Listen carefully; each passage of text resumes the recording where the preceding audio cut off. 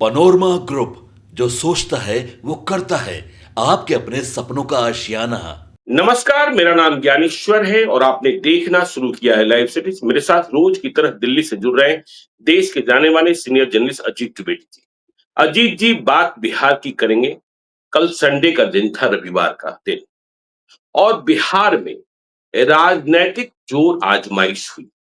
चिराग पासवान आरा में थे और चिराग पासवान ने अपनी मंशा जाहिर कर दी कि उनकी शर्तें हैं एनडीए में, और यह भी स्पष्ट कर दिया कि मैं चुनाव लड़ूंगा। अब खुले तौर पर खुले मंच से चिराग पासवान ने बिहार विधानसभा का चुनाव लड़ने का ऐलान किया है। अब इससे पीछे हटना शायद उनके लिए मुश्किल हो जाए, क्योंकि यदि पीछे हटेंगे तो कहा जाएगा उन्होंने हार कबूल कर ली या दूसरे की शर्त मान ली। कहते कहते हुए यहां तक कह गए थे कि 243 विधानसभा क्षेत्रों में लड़ेंगे, और यही वक्तव्य वायरल भी हो गया। लेकिन उन्होंने तुरंत जोड़ा था एनडीए के लिए लड़ेंगे। लेकिन आपने स्टेज की साज सज्जा देखी होगी, वहां सिर्फ और सिर्फ चिराग पासवान थे। नव संकल्प। अब किस बात का नव संकल्प है? देखिए, संकल्प तो एनडीए का ये है कि बिहार में फिर से नीतीश कुमार हैं। आगे क्या होगा पता नहीं। दूसरी जोर आजमाइश उपेंद्र कुशवाहा ने मुजफ्फरपुर में की। मुजफ्फरपुर को वैसे तो मैं मानता हूं राजनीतिक तौर पर कि बहुत अधिक कुशवाहा लैंड नहीं है, बावजूद इसके वहां उपेंद्र कुशवाहा की अच्छी सभा हुई। और उपेंद्र कुशवाहा ने भी कहा कि देखिए, बाधाएं प्रत्यक्ष अप्रत्यक्ष दोनों सामने खड़ी की जा रही है, लेकिन जब जब बाधाएं आती हैं, बाधाएं सामने लाई जाती हैं, मुझे मजा आता है। 4-5 सीटों की लोग बात करते हैं, इस पर भी उन्होंने अपनी टिप्पणी दी, तो उपेंद्र कुशवाहा भी लय में दिखे। और चिराग पासवान उपेंद्र कुशवाहा के टोन जो हैं, वह एनडीए में सीट शेयरिंग को लेकर सिरदर्द बढ़ा सकते हैं। अब देखिए, हमने कल तीसरी जोर आजमाइश भी देखी। वैसे तो प्रशांत किशोर की बिहार बदलाव यात्रा लगातार जारी है, लेकिन कल वो बेगूसराय में पहुंचे, और बेगूसराय के मटिहानी में, बेगूसराय को लेनिन ग्राद कहा जाता है, रात 9 बजे सभा हुई। और फिर मटिहानी, जहां के बारे में हम कहें कि वहां 3 शक्तियां पहले से ही मौजूद हैं। 2020 के चुनाव में राजकुमार सिंह जीते, लोजपा के अकेले प्रत्याशी कामदेव सिंह के बेटे, जो अब जेडीयू में है। वहां दूसरी बड़ी ताकत बोगो सिंह है, जो पहले जेडीयू में थे लेकिन अब कंफ्यूज हैं क्या करें क्या नहीं करें, क्योंकि राजकुमार सिंह है। और तीसरी ताकत वहां लेफ्ट की ताकत है, सीपीआई की ताकत है। फिर भी रात में जितने लोग जमा थे प्रशांत किशोर को सुनने और समझने के लिए, वह इस बात का संकेतक है कि देखिए, एक वैकेंसी है, बड़ी वैकेंसी है, लोग बदलाव चाह रहे हैं, बदलाव की चाहत है। और मटिहानी में रात में 9 बजे, फिर खगड़िया में भी हमने देखा, तो कहीं ना कहीं वह बात जो कही जा रही है कि प्रशांत किशोर की पार्टी जनसुराज को कितनी सीटें आएंगी, इसे लेकर अभी क्यास मत लगाई। लेकिन वह किसकी किसकी सेहत कहां कहां, किस किस उम्मीदवार की सेहत बिगाड़ देंगे, इसका संकेत तो मिलना जरूर प्रारंभ हो गया है। तो चिराग पासवान से शुरू करें, उपेंद्र कुशवाहा की बात करें और प्रशांत किशोर की बात करें। चिराग पासवान की सभा पर, उपेंद्र कुशवाहा की सभा पर बीजेपी और जेडीयू खामोश है कि भाई इन्हें जो करना है। और आपने देखा ही कि शनिवार को किस तरीके से सीट शेयरिंग, किस तरीके से एक खबर सर्कुलेट की गई, और उसके बाद तो बवाल ही मच गया। तो चिराग पासवान की मंशा जाहिर है। अब वह जब बिहार में चुनाव लड़ने आ रहे हैं, बनेंगे क्या? बड़ा सवाल तो ये पैदा होता है। दो दो डिप्टी सीएम बीजेपी के पहले से है, क्या बिहार में 3 डिप्टी सीएम हूं, मंत्री बनने के लिए तो आ नहीं रहे?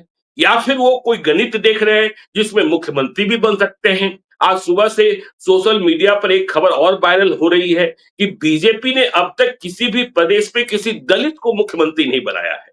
इसलिए दलित की एक जगह बनती है। अजीत जी, अब आपकी टिप्पणी। देखिए ज्ञानेश्वर जी, अब इसमें 3-4 बातें हैं, मतलब जी, चिराग पासवान की रैली से जुड़ी 3-4 बातें हमको समझ में आ रही हैं। हम लोगों जी, ने पहले भी उनकी रैली की तैयारियां जब चल रही थी, तो हम लोगों ने उस पर डिस्कशन किया था। हम लोग जी, ये सीट बंटवारे को लेकर के ही जब शनिवार को ये खबर सर्कुलेट हुई थी, तब भी बात की थी हम लोगों ने हुँ, रैली की तैयारियों को लेकर के। अब ये कंपैरिजन तो तुरंत जो दिमाग में आ रहा है, हमको पहले वो कह दें, फिर हम लोग उस पर विस्तार से बात करेंगे। जैसे कई महीनों की तैयारी के बाद ये चिराग पासवान की रैली हुई थी। आरा में उन्होंने जी, बड़ी तैयारी की, प्रमंडलीय सम्मेलन हुए थे और हुँ, उनकी पार्टी के बड़े नेता लगे हुए थे। एमपी जो अरुण भारती हैं, उनके बहनोई, उनके एक दूसरे एमपी जो राजेश वर्मा हैं, और बड़ी कहानियां हुई कि कैसे-कैसे उम्मीदवारों को क्या-क्या कहा गया, उम्मीदवारों से तमाम संसाधन जुटवाए गए और लोगों को बुलाया गया। जी, संभावित उम्मीदवारों से कहा गया कि आप भीड़ लेकर के आइए। ये सब चीजें हुई 2 महीने की तैयारी। बिल्कुल। और ऐसी ऐसी सभा ज्ञानेश्वर जी प्रशांत किशोर रोज कर रहे हैं। हुँ, महीनों एक तरफ महीनों की तैयारी की सभा है और एक तरफ जी, रोज होने वाली सभा है। प्रशांत किशोर हुँ, रोज ऐसी सभा कर रहे हैं। रोज जी, उनकी सभाओं में इसी तरह की भीड़ जुट रही है और हम लोगों ने देखा कि एकदम आंधी, तूफान, बारिश जिसमें उनके वो टेंट पंडाल उड़ गए, उसमें भी लोग इसी तरह से खड़े रहे उनको सुनने के लिए। इतनी बड़ी संख्या में लोग खड़े रहे। हाँ, पटना की रैली भले सुपर फ्लॉप हो गई। हाँ, वो पटना ठीक की है। वो रैली हम सुपर फ्लॉप हुई, लेकिन जिलों में एक ही जिले में 2-2 3-3 रैलियाँ और सभाएँ एक दिन में हो रही हैं और उसमें भीड़ हाँ, जमा हो रही है।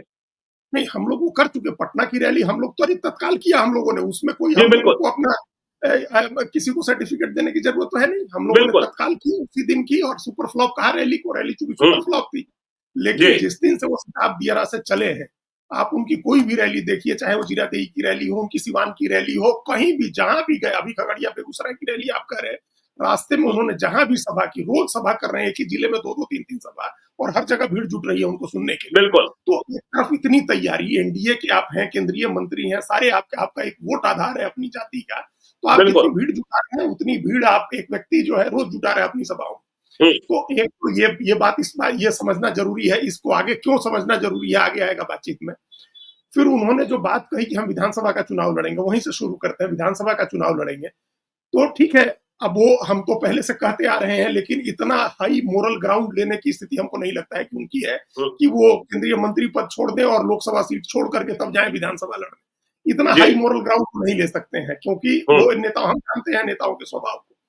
तो हुँ, वो को फिर देखा हम लोगों ने पिछली बार मध्य प्रदेश के विधानसभा चुनाव में, भारत सरकार, बीजेपी ने कितने केंद्रीय मंत्रियों को भेज दिया चुनाव लड़ने के लिए।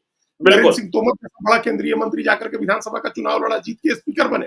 प्रहलाद हुँ, पटेल जैसा बड़ा व्यक्ति, बड़ा नेता जो मंत्री थे भारत सरकार में, छोड़ के गए, मंत्री रहते हुए विधानसभा का चुनाव लड़े। तो हमको हुँ, लगता है कि उसी तरह से लोकसभा सांसद और मंत्री रहते हुए चिराग पासवान विधानसभा का चुनाव लड़ेंगे। बिल्कुल, और उसका मकसद ये होगा कि आप किसी कठिन सीट से चुनाव लड़ें। कहा जा रहा है कि हुँ, कोई सामान्य सीट से लड़ेंगे, तो हुँ, सामान्य सीट से आप कठिन सीट चुनिए। जैसे जैसे नरेंद्र सिंह तोमर के लिए कठिन सीट चुनी गई थी, या प्रहलाद पटेल के लिए कठिन सीट चुनी गई थी। आप उसमें फग्गन सिंह कुलस्ते केंद्र सरकार के मंत्री थे और ऐसी कठिन सीट पर चुनाव लड़े कि विधानसभा का चुनाव हार गए।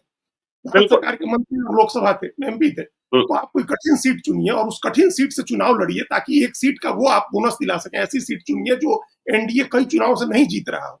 आप वहां हुँ, जाकर के लड़िए और एनडीए की जीत सुनिश्चित करिए, और अपनी पार्टी का भी जो प्रोस्पेक्ट है उसको बेटर करिए। उसको आप चुनाव लड़ेंगे विधानसभा का चुनाव, तो निश्चित रूप से आपकी जाति के मतदाताओं में, या जो दूसरे समूह आप जोड़ने की कोशिश कर रहे हैं, या युवाओं में अगर एक आप उत्साह जगाते हैं, तो उसका फायदा आपकी पार्टी के दूसरे उम्मीदवारों को भी होगा और एनडीए के दूसरे उम्मीदवारों को भी होगा। तो ये कोशिश बिल्कुल, वो करेंगे हमको लगता है।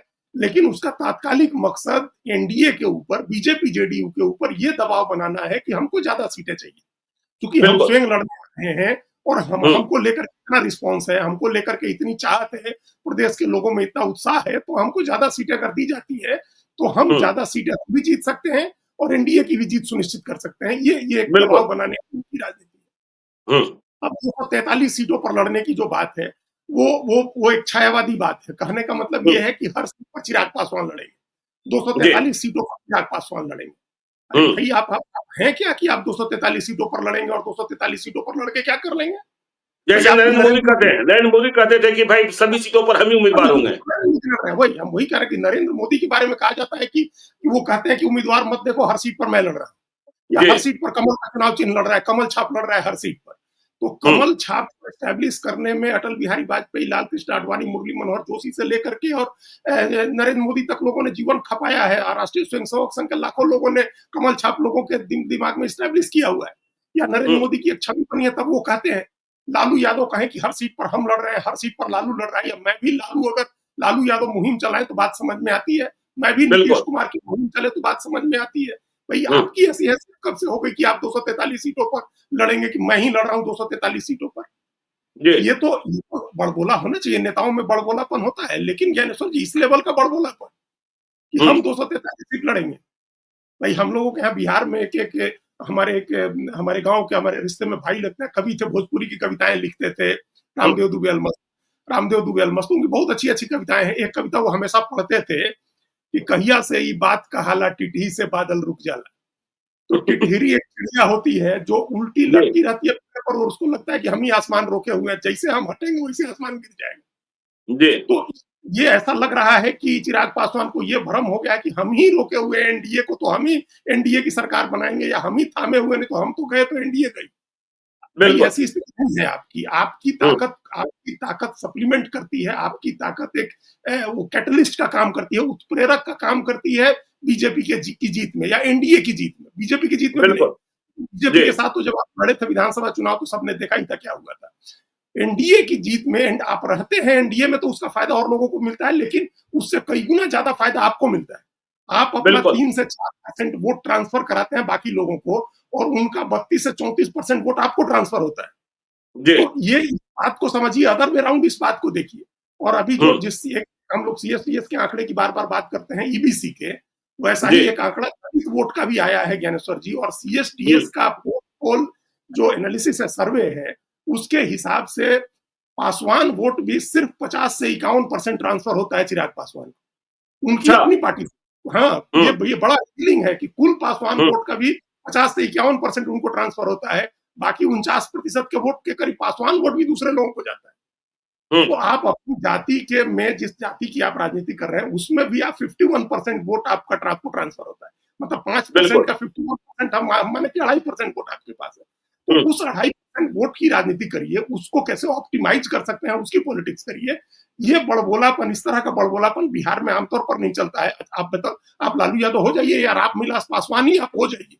आप अपने पिताजी साहब को हाइट पर थे, जितने बड़े नेता थे, पूरे देश के दलितों के नेता थे रामविलास पासवान। आंध्र प्रदेश से तमिलनाडु तक का दलित उनके यहाँ आता था और उसके लिए कुछ ना कुछ वो करते थे। तो उतना बड़ा हो जाइए, फिर आप कहिएगा। अभी उतने बड़े आप नहीं हुए हैं कि आप कहें कि हम 243 सीट पर लड़ेंगे, 243 सीटों पर चिराग लड़ेगा और लोग आपका मुखौटा लगा करके रैलियों में आए, मैं भी चिराग के। अब ये स्थिति नहीं, आप अपना पीआर और ब्रांडिंग से जो कर लें। और यहाँ एक तो और बड़ी बात है, आप तो दिल्ली में है, आपको भी देखना चाहिए है। हम तो मतलब पीआर और ब्रांडिंग देख करके हैरान है। आज आधे पेज का द हिंदू अखबार में आर्टिकल छपा हुआ है चिराग पासवान के प्रोस्पेक्ट को लेकर। शोभना के नायर की जीवनी लिखी है, शोभना के नायर और अमित भेलारी की आधे पेज की चिराग पासवान का एनालाइज किया गया। और उसके बाद एक डीप 4 कॉलम की स्टोरी है उनकी कल की रैली को लेकर। उसके पहले आपको पता ही था कि नीरजा चौधरी ने कॉलम लिखा था। तो ये ब्रांडिंग होती है, पीआर होता है। ये इस तरह का पीआर उपेंद्र कुशवाहा का नहीं है, या प्रशांत किशोर जैसा आदमी जिस देशभक्त का मीडिया हाथों पर अपने बिठाए रहता है, उनकी भी नहीं। तो इसी को देख करके हिंदू में, इंडियन एक्सप्रेस में खबर छप गई, इसको देख करके और चिराग पासवान को कई बार भ्रम हो जाता है कि हम बहुत महान है। भाई यहाँ हिंदू अखबार बिहार का वोटर थोड़े वोट डालने जा रहा है आपका, या इंडियन एक्सप्रेस का कॉलम पढ़ के, ये तो पीआर हो रहा है आपका, वजह से आपकी खबरें छप रही हैं। आपको अपनी हैसियत समझनी होगी, अपने वोट का आधार समझना होगा, एनडीए में अपनी जगह समझनी होगी। आप दूसरा कोई भी जोखिम लेने की स्थिति में नहीं है ज्ञानेश्वर जी। हम पहले भी कह चुके हैं, नवंबर 2005 का चुनाव, नवंबर अक्टूबर 2010 का चुनाव, 2015 का चुनाव, 2020 का चुनाव, आप 4 चुनाव में देखिए आपकी क्या स्थिति रही है। 9 सीट, 4 सीट, 2 सीट और 1 सीट, ये आपकी हैसियत है बिहार विधानसभा में। लोकसभा में आप एनडीए की वजह से, एनडीए में होने की वजह से चुनाव जीतते हैं, इस बात को आप समझिए। और ऐसी स्थिति अभी ऐसा लग रहा है कि इनकी राजनीति से ऐसा लग रहा है ज्ञानेश्वर जी कि ये पूरा डिसरप्ट करने में लग गए, एनडीए डिसरप्ट हो जाए, सीट के बंटवारे में ऐसी झगड़ा शुरू हो जाए, छोटे सहयोगी जो है वो नाराज हो जाए, उनके ऊपर आपको रखा जाने लगे कि आप उनसे ज्यादा भारी हैं, उनसे ज्यादा मजबूत है। भाई आप ही के जितना वोट उपेंद्र कुशवाहा के पास ही है, आप ही के जितना वोट जीतन राम मांझी के पास भी है। तो अगर आप इस तरह से अपना परफॉर्म करिएगा, इस तरह से अपने को एनडीए गठबंधन से ऊपर रखिएगा, तो बाकी दोनों लोग भी तो ऐसे ही करेंगे, फिर तो गठबंधन में बिल्कुल। दरार आएगी। हुँ, तो ये कहीं न कहीं फिर हमको ये भी एक खटका लगता है ज्ञानेश्वर जी कि फिर किसी न किसी खेल में लगे हुए हैं। कोई न कोई अच्छा। पीछे से हवा भर रहा है कि आप ऐसा करिए, हम हुँ, आपका हित देख लेंगे और जब मौका आएगा हुँ, तो जो हित देखने वाला होगा वो छोड़ के भाग जाएगा, फिर ये अकेले रह जाएँगे। तो हुँ, ये उस जब आप एक बार चोट खा चुके, जब एक बार आपको झटका लग चुका, 2 बार झटका लग चुका तो आप उससे निकलिए, उसमें मत फँसिए। बिल्कुल। बीजेपी ने कहा कि चढ़ जा बेटा सूली पर तो आप चढ़ गए। आपने हुँ, 135 सीटें लड़ा दी, फिर बीजेपी ने छोड़ दिया, नीतीश कुमार ने पार्टी तुड़वा दी आपकी। तो जी। आप जो है अपने दम पर इतनी ताकत नहीं है, अपने इतनी हुँ, क्षमता नहीं है, ऐसी पॉपुलैरिटी नहीं है, इतना बड़ा वोट आधार नहीं है, तो फिर उसी के हिसाब से प्ले करना चाहिए। अपने बिल्कुल। आपकी जो वीकनेस है, उस वीकनेस के को आप बहुत बड़ा स्ट्रेंथ बना करके जो प्रोजेक्ट कर रहे हैं, उससे नुकसान होगा चुनाव हुँ, में। आपको भी और आपके गठबंधन को भी नुकसान होगा। तो जी। मतलब एनडीए की जो व्यावहारिक राजनीति है, जितनी सीटों की के आप व्यावहारिक रूप से हकदार हैं, उतनी सीटों के लिए आप राजनीति करिए।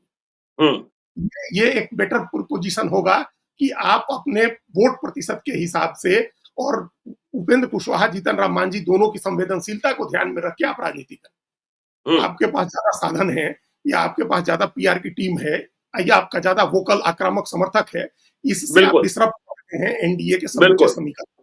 आप हुँ, जितना लड़ेंगे, जो सीटें देनी है बीजेपी, जेडीयू की सेहत पर कोई फ़र्क नहीं पड़ना है आपकी आरा की रैली से। या हुँ, मैं ही चिराग पासवान पूरे देश, पूरे बिहार में आप कैंपेन चला दें, तब भी बीजेपी, जेडीयू को कोई फ़र्क नहीं पड़ना है। हुँ, बीजेपी, जेडीयू ने तय कर रखा है उतनी ही सीटें आपको मिलेंगी। लेकिन बिल्कुल। इसका फ़ायदा अपोज़िशन के लोग उठा सकते हैं। एनडीए के भीतर का जो तनाव है, उस तनाव को ज़्यादा हाइलाइट किया जा सकता है और आप उपेंद्र कुशवाहा, जीतन राम मांझी को भी मुँह खोलने के लिए मजबूर कर रहे हैं कि वो लोग भी आप हुँ, ही की तरह राजनीति करें।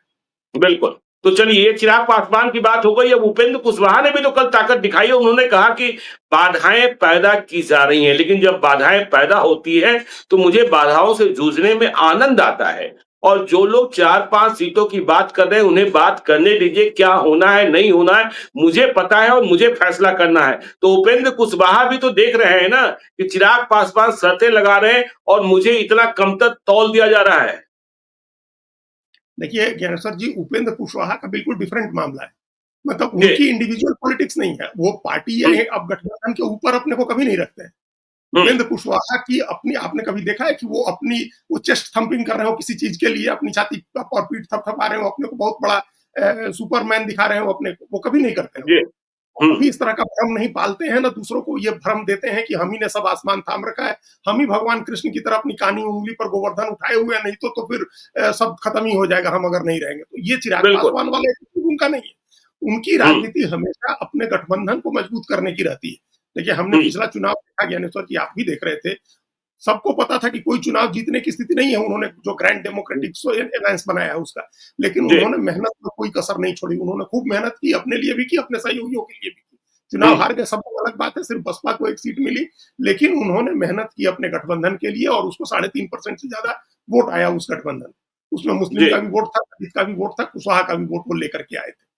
हुँ, उनका समर्थन हमने कल देखा, जो मुजफ्फरपुर की सभा हुई और रैंडम सभा थी, उस तरह की सभा नहीं थी जैसी तैयारी चिराग पासवान ने की थी।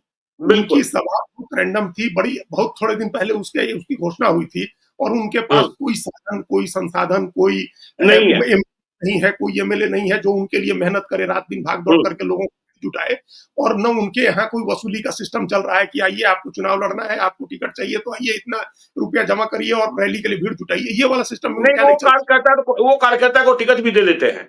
वो कार्यकर्ता को टिकट दे देते हैं, साधारण कार्यकर्ता को टिकट दे देते हैं और जी। अपने लिए भी कोई ऐसी महत्वाकांक्षा नहीं रखते हैं। हम 10 बार कह चुके हैं, 3.5 साल हुँ, राज्यसभा रहते छोड़े और 3.5-4 साल एमएलसी रहते छोड़े। सड़क पर आ जी। गए लेकिन छोड़ दिया, जब जब वैचारिक हुँ, मतभेद हुए तो छोड़ दिया, जब पार्टी छोड़ी तो वो भी छोड़ दिया। ये बहुत हुँ, बड़ी बात होती है, ये इस बात का ध्यान रखना चाहिए।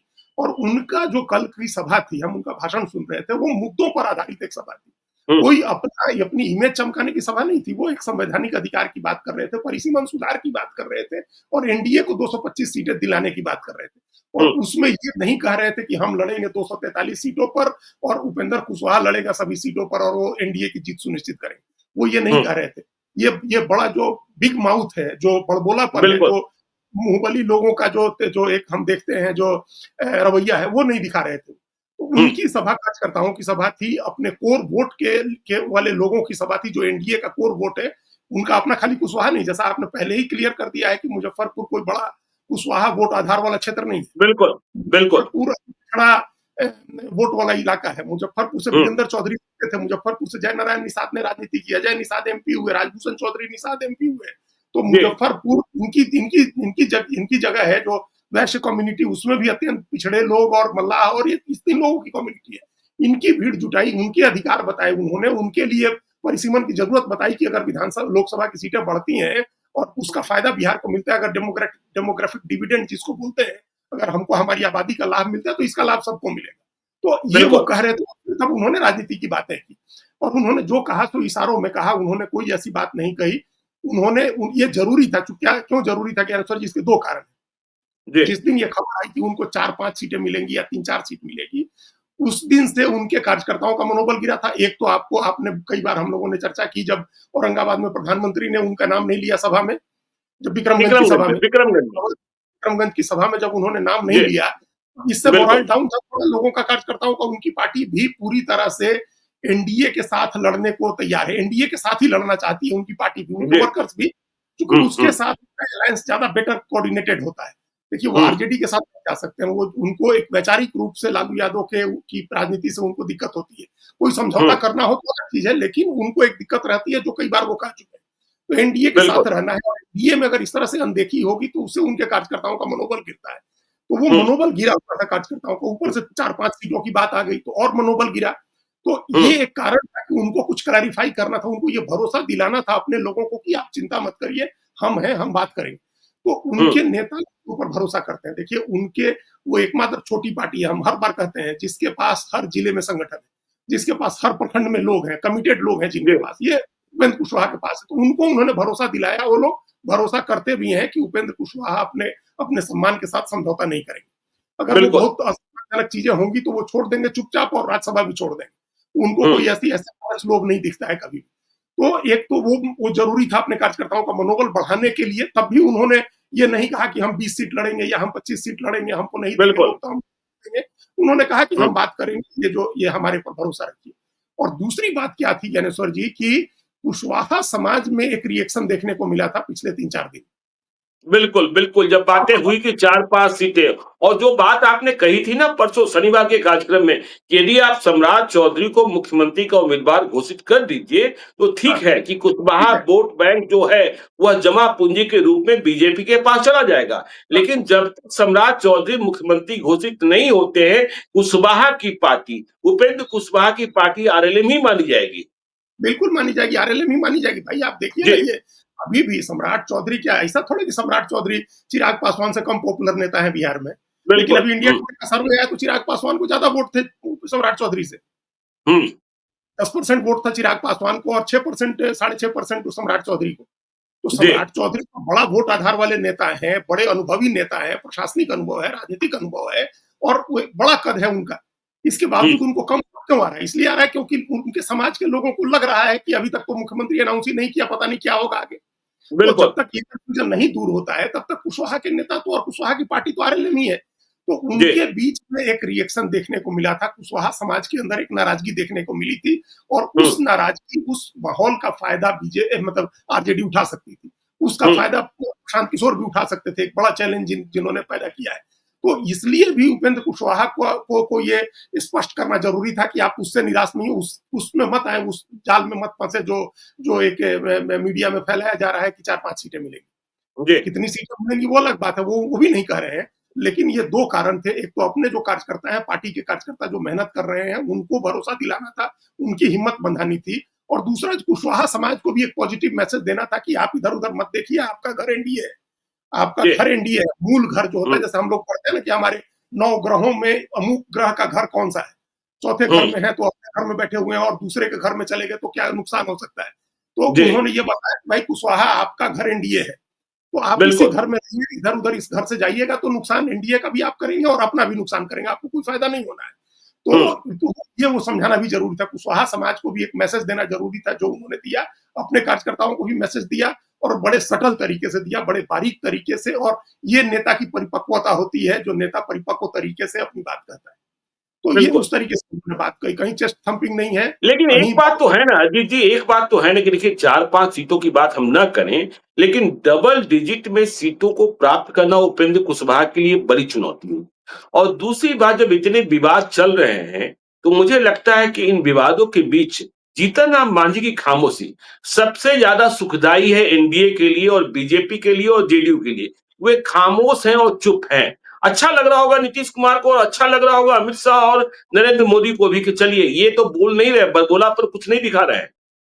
हाँ, बिल्कुल अच्छी बात है। उनका वो देखिए वो हो गया, पूरी तरह से अलाइनमेंट उनका हो गया है एनडीए के जी। साथ। उनको रहना हुँ, एनडीए के साथ ही है। तो हुँ, जब आपको वहीं रहना है, तो फिर आप बदमज़गी क्यों कर रहे हैं? क्यों करें? ये बात वो समझ गए हैं, बुजुर्ग नेता हैं और उनको क्या बिल्कुल। चाहिए?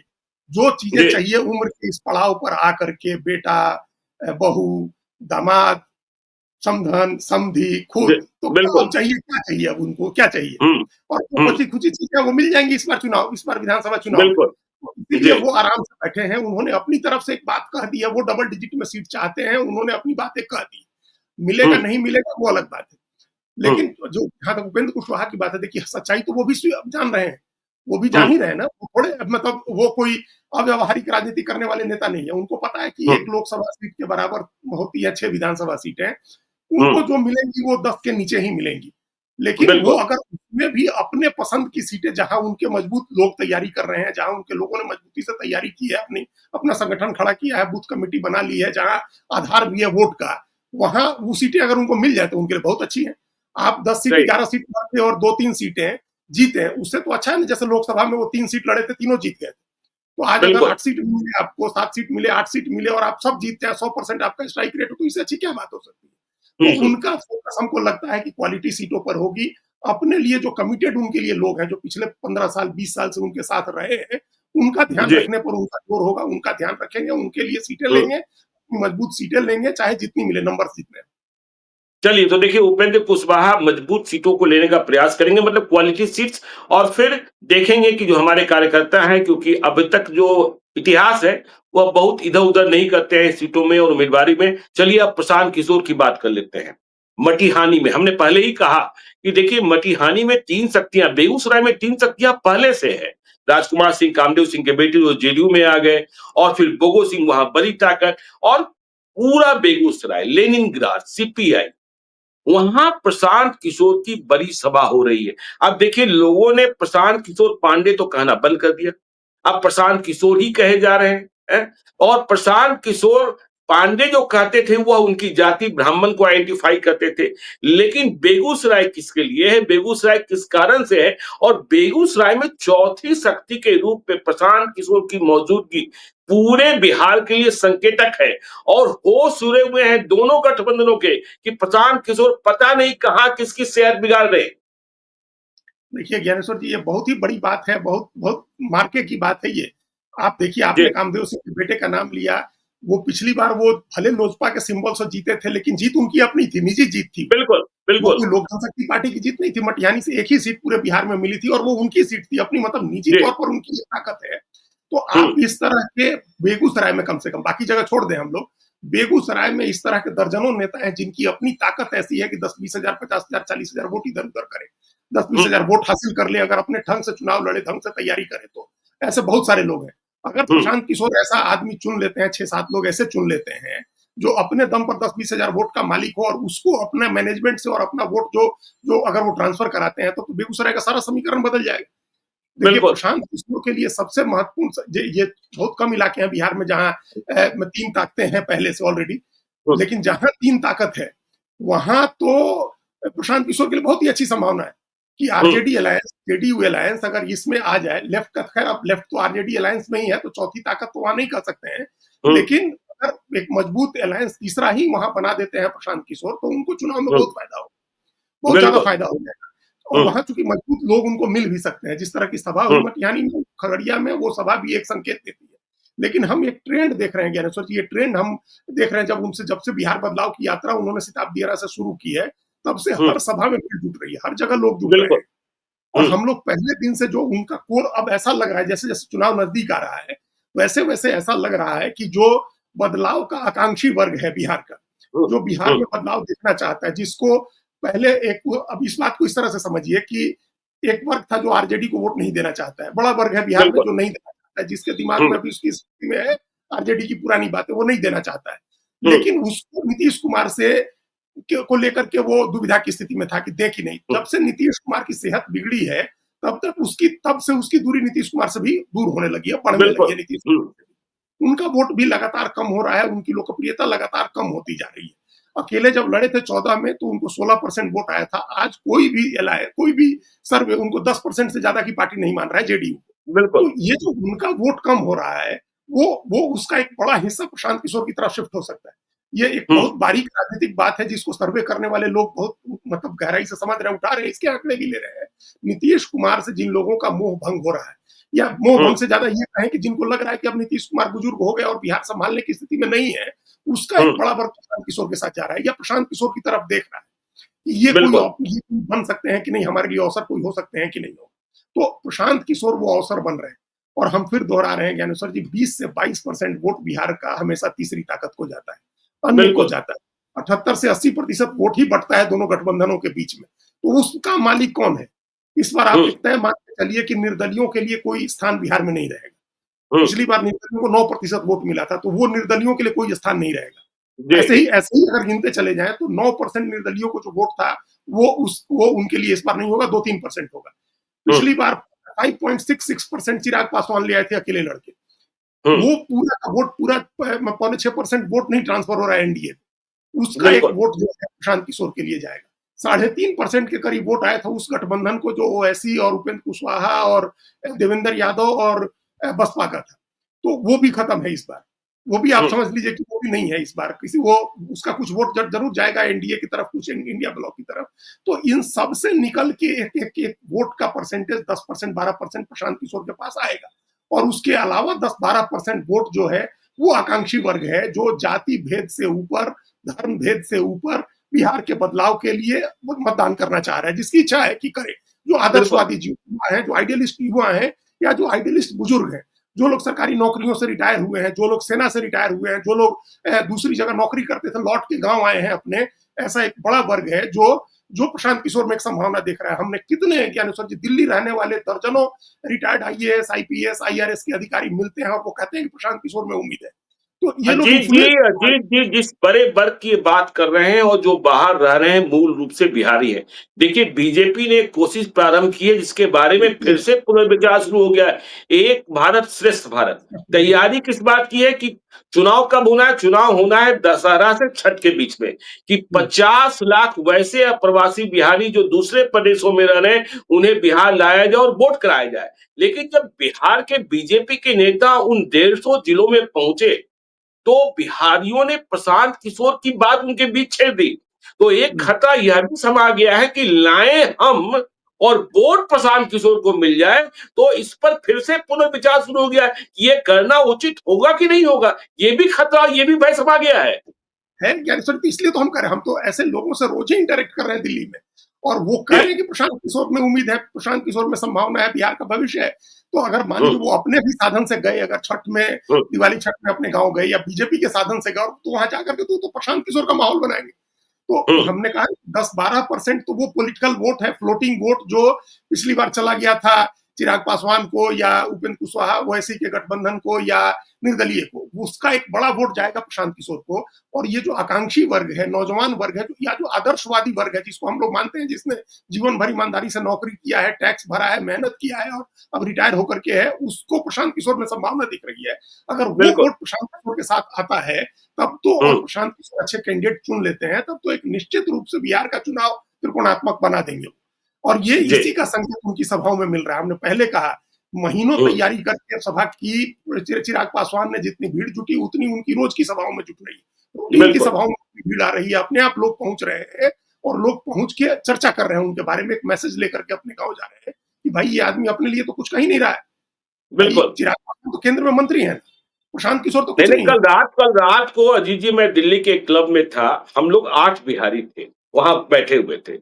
उसमें किसी एक ने कह दिया कि प्रशांत किशोर फ्रॉड है, पॉलिटिकल फ्रॉड है। अब बाकी 5 बिहारी ऐसे टूट पड़े, उन्होंने कहा कि आप बताओ क्या फ्रॉड उसने किया? हाँ, क्या और फिर बताइए? इसका कोई जवाब नहीं मिला। तो क्या जवाब? बहस उतनी तक चली जा रही है। हाँ, हाँ भाई, कोई जवाब नहीं है ना, वो कोई केंद्र के मंत्री हाँ हैं, वो बिहार सरकार के मंत्री हैं, उप मुख्यमंत्री हैं, उन्होंने कोई हाँ सरकारी पद कभी जीवन में लिया है, किसी से कोई पैसा, किसी ठेके टेंडर में उन्होंने पैसा लिया है, वो ठेकेदार है, कोई बिजनेसमैन है, वो तो सब सारी चीजें उनकी खुली किताब है ना, तो कहते हैं कि आप जांच करा लीजिए, आप देख लीजिए ना, हमने हमने इतने लोगों की मदद की चुनाव में, और वो लोग पैसा दे रहे हैं, हम चुनाव लड़ाते हैं, हमारी संस्था चुनाव लड़ाती थी, बिल्कुल। चुनाव हम्म। मैनेजमेंट करते थे, आपको पैसे आते थे और फिर आ जाएंगे पैसे। तो ये वो कोई उनके ऊपर आप धोखाधड़ी बेईमानी के आरोप नहीं लगा सकते हैं, और कोई पद की लालसा इसके भी आप आरोप नहीं लगा सकते हैं। तो ये उनकी सबसे बड़ी पूंजी है आदर्शवादी और आकांक्षी युवाओं के बीच में, बुजुर्गों के बीच में। तो ये जी। वो उनकी सभाओं में आने, और महिलाएं जिस जिस तरह से उनकी सभाओं में आ रही हैं, नौजवान आ रहे हैं, और जो एक मैसेज लेकर के गांव गांव जा रहे हैं, ये दोनों गठबंधनों के लिए बहुत चिंता की बात है, बहुत सोचने की बात है, और उन्होंने अपनी ताकत दिखा दी है हर जगह। चलिए, तो देखिए बिहार का चुनाव दिलचस्प होने जा रहा है और बिहार के चुनाव में तीसरी शक्ति भी अब मजबूत होती जा रही है और एनडीए के भीतर खटपट है और इंडिया ब्लॉक में अब तक कुछ तय नहीं हो पाया है। तेजस्वी यादव का नेतृत्व ही तय नहीं हुआ है। तो देखिए आगे क्या होता है, वह भी आपको हम बताएंगे। आप देखते रहिए लाइव सीरीज को। यदि अब तक आपने हमारे यूट्यूब चैनल लाइव सीरीज को सब्सक्राइब नहीं किया है तो जरूर कर लीजिएगा, और यदि इस वीडियो को आप फेसबुक पेज के माध्यम से देखें तो पेज को लाइक कीजिएगा। हैंडल एक्स पर भी हमें फॉलो कीजिए। धन्यवाद।